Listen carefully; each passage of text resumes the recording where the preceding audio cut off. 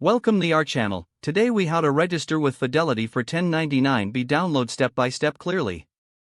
Open your web browser and navigate to the Fidelity Investments website.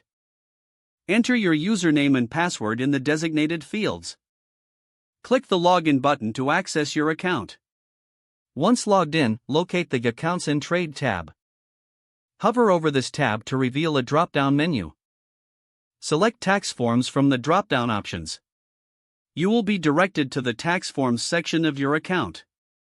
Look for the section labeled Form 1099. Click on the link for 1099B, which pertains to your brokerage account. Find the tax year you wish to download. Click on the corresponding link to the right of that year. A new window will open displaying your 1099B form. Review the information for accuracy, ensuring all transactions are listed. Locate the download button, typically found at the top right corner.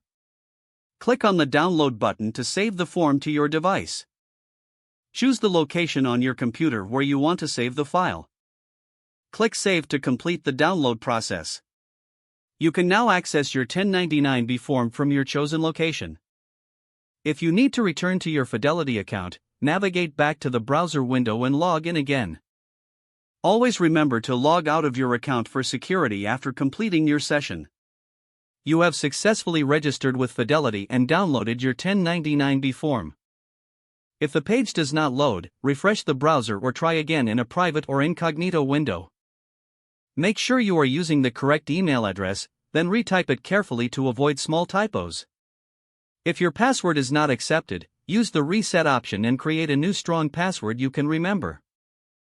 Check your spam folder for verification or security emails, then complete any requested confirmation steps. Enable two-factor authentication if available to improve account security and reduce unauthorized access risk. After signing in, review your profile details so your contact information and settings are accurate and current. If you see an error message, note it down and try again after restarting your device and internet connection.